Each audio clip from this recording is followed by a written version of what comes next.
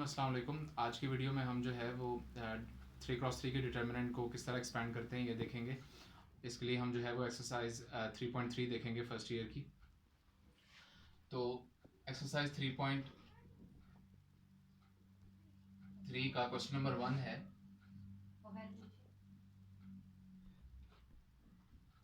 तो question number 1 का first part जो है वो कुछ इस तरह है कि एक हमें 3x3 का डिटर्मिनेंट दिया हुआ है।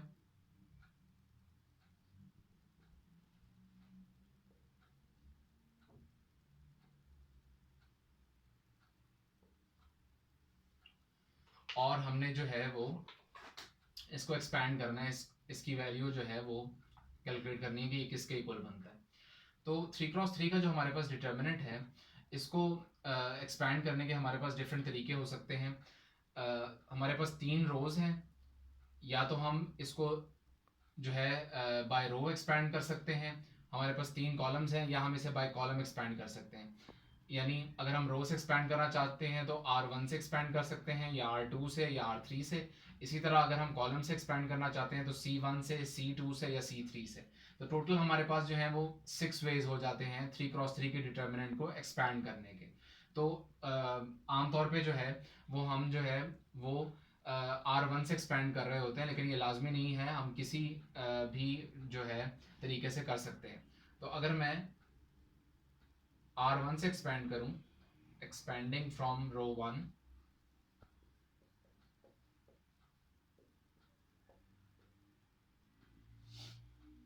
तो कुछ इस तरह होगा कि फर्स्ट रो के हम एलिमेंट्स लेंगे, क्योंकि हम फर्स्ट रो से एक्सपैंड कर रहे हैं। तो सबसे पहले हम फर्स्ट रो का फर्स्ट एलिमेंट लेंगे 5, और जिस रो और कॉलम में वो एलिमेंट प्रेजेंट है उसको हम जो है वो कैंसिल कर देंगे। तो हमारे पास जो बाकी 4 एलिमेंट्स बच जाएंगे वो हमारे पास 2x2 का डिटर्मिनेंट आ जाएगा, और वो मल्टीप्लाई हो जाएगा उस फर्स्ट रो के फर्स्ट एलिमेंट से।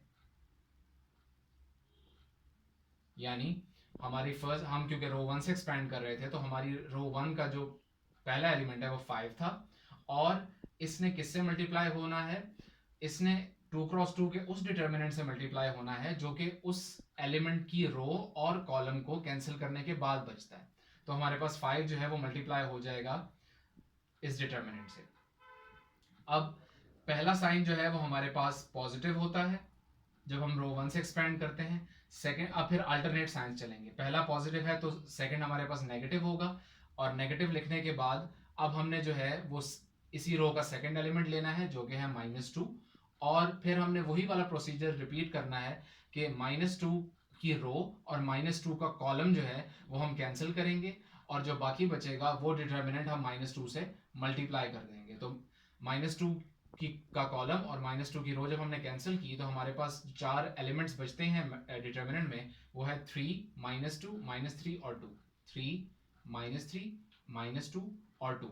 और ये जो साइंस आ रहे हैं हमारे पास इन एलिमेंट्स के साथ, जैसे मैंने कहा कि पहला पॉजिटिव होता है, सेकंड नेगेटिव होता है, और इसी तरह अल्टरनेट चलते जाते हैं। तो ये कैसे आए हैं साइंस, ये मैं थोड़ी देर में एक्सप्लेन करता हूँ।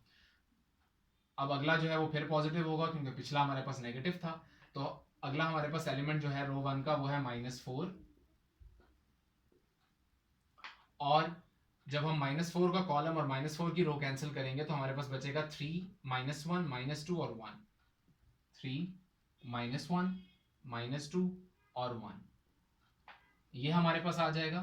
तो 5, और ये हमारे पास जो 2x2 का डिटर्मिनेंट है वो हमें पता है हम कैसे जो है उसको एक्सपैंड करते हैं। यानी मेन डायगोनल के एलिमेंट्स को मल्टीप्लाई करते हैं और उसमें से सब्ट्रैक्ट करते हैं सेकेंडरी डायगोनल के एलिमेंट्स को मल्टीप्लाई करके।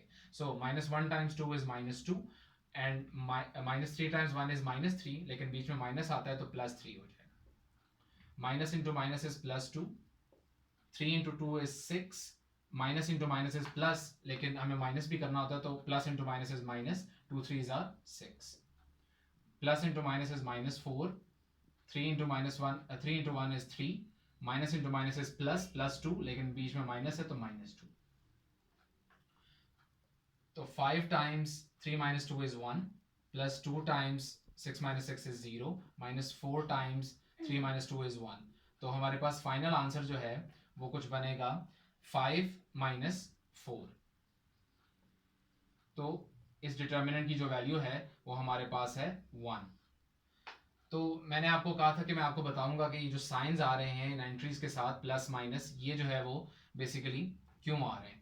तो जो डिटर्मिनेंट होता है, हमने क्योंकि R1 से एक्सपेंड किया है तो मैं R1 डिटर्मिनेंट की डेफिनेशन लिखूंगा R1 के अकॉर्डिंग। तो R1 से अगर हम एक्सपेंड करें तो डिटर्मिनेंट जो हमारे पास 3x3 का होता है वो कुछ इस तरह होता है। A11 हमारे पास जाहिर बात है फर्स्ट एंट्री है, यानी फर्स्ट कॉलम और फर्स्ट रो का जो हमारे पास एलिमेंट है वो हमारे पास 5 बनता है। तो A11 ये मल्टीप्लाई होगा कैपिटल A11 से। कैपिटल A11 जो है ये किस चीज को जाहिर कर रहा है, ये इस एलिमेंट के कोफैक्टर को जाहिर कर रहा है, इसको कहते हैं कोफैक्टर। कोफैक्टर क्या होता है वो थोड़ी देर में बताता हूँ। A11 उसके बाद हमारे पास जो है इसमें आता है अगली एंट्री हमने क्या लिखी थी, इसी रो की सेकंड एंट्री जो कि हमारे पास फर्स्ट रो और सेकंड कॉलम में मौजूद है, तो वो होगी A12 और कैपिटल A12 जो कि हमारे पास इसी एलिमेंट के कोफैक्टर को रिप्रेजेंट कर रहा है। उसके बाद हमारे पास जो है थर्ड एंट्री हमने लिखी थी जो कि फर्स्ट रो और थर्ड कॉलम में A13 और उसके ये मल्टीप्लाई होगी A13 से, यानी अपने ही कोफैक्टर से। अब ये तो जो एलिमेंट्स हैं ये तो क्लियर हैं कि ये हमारे पास फर्स्ट रो के तीनों एलिमेंट्स हैं A11, A12 और A13, और वो यहाँ पर तीनों मल्टीप्लाई भी हुए हैं। अब जो कोफैक्टर्स हैं इनका क्या मतलब होता है, इनका ये मतलब होता है, अगर मैं A11 की बात करूं, इसका मतलब होता है -1 की पावर 1 + 1 टाइम्स, यानी अगर आपने कोफैक्टर लिखना है A11 यानी स्मॉल a11 का आपने कोफैक्टर लिखना है, तो उसके कोफैक्टर में -1 की पावर में यहाँ पर जो दोनों आपके पास डिजिट्स प्रेजेंट हैं वो ऐड हो जाएंगे, यानी A11 का कोफैक्टर फाइंड करेंगे तो 1 और 1 ऐड हो जाएंगे -1 की पावर में, और बाकी जो है इसमें क्या बचेगा, इसमें वही बचेगा जो A11 यानी फर्स्ट रो और फर्स्ट कॉलम को कैंसिल करके जो बाकी हमारे पास बचता है। तो यहाँ पे हमारे पास बच जाएगा A, ये एलिमेंट्स हैं 4, तो ये हमारे पास हैं बेसिकली A22, A23, A32 और A33। तो ये हमारे पास डेफिनेशन होगी कोफैक्टर की, यानी जिस भी एलिमेंट का आपने कोफैक्टर लिखना है उसके जो इंडिसेस हैं आपके पास, यानी उसके जो रो और कॉलम है उसको आप -1 की पावर में ऐड करें और उसको फिर जो है वो मल्टीप्लाई कर दें 2x2 के उस डिटर्मिनेंट से जिसके अंदर आपके पास वो एलिमेंट्स हों जो कि उस रो और उस कॉलम को कैंसिल करने के बाद आते हैं, यानी फर्स्ट रो और फर्स्ट कॉलम को कैंसिल करने के बाद आपके पास ये 4 एंट्रीज बचती हैं। तो ये आपके पास हो जाएगा। अब -1 की पावर 1 + 1 जो है वो 2 बन जाएगा, और आगे आपके पास यही चीज है A22, A23, A32 और A33, यानी -1 का स्क्वायर हमें पता है -1 का स्क्वायर जो है वो हमारे पास जो है वो पॉजिटिव होता है, वो हमारे पास जो है वो पॉजिटिव होता है। तो -1 का स्क्वायर जो है हमारे पास पॉजिटिव होता है, तो पॉजिटिव लिखने की जरूरत नहीं और 1 भी लिखने की जरूरत नहीं, तो हमारे पास खाली यही चीज बच जाएगी A22, A23, A32 और A33। तो ये हमारे पास जो है पहला कोफैक्टर आता है, इसीलिए हमारे पास जो फर्स्ट एलिमेंट होता है 3x3 के डिटर्मिनेंट की एक्सपेंशन के टाइम, अगर हम रो 1 से एक्सपेंड करें तो वो हमारे पास जो है वो पॉजिटिव आता है। इसी तरह जब हम A12 फाइंड करेंगे तो हम देखेंगे कि A12 को एक्सपेंड करते हुए जब -1 की पावर 1 + 2 लेंगे तो 1 + 2 क्योंकि 3 आता है और -1 की पावर 3 नेगेटिव कोई भी नंबर हो उसकी ऑड पावर हमेशा नेगेटिव आंसर देती है, तो इसलिए हमारा जो सेकंड एंट्री होती है वो नेगेटिव होती है।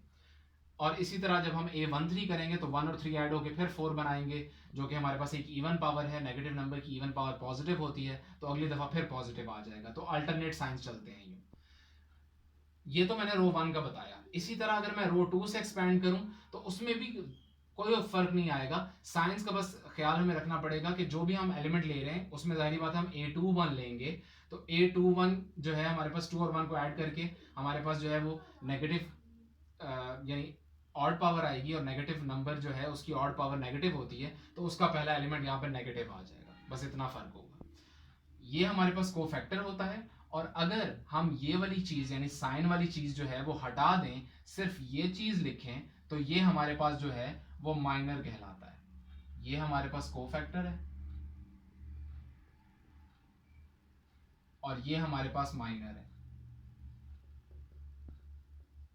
यानी अगर हम ये -1 की पावर समथिंग जो हम लिखते हैं, ये अगर हम चीज़ हटा दें, सिर्फ ये 2×2 का डिटर्मिनेंट लें, यानी जो भी एलिमेंट हम लिख रहे हैं A11 अगर हम ले रहे हैं, तो उसको उसकी रो और कॉलम कैंसिल करने के बाद हम जस्ट 2×2 का डिटर्मिनेंट लिख दें, तो वो माइनर कहलाता है।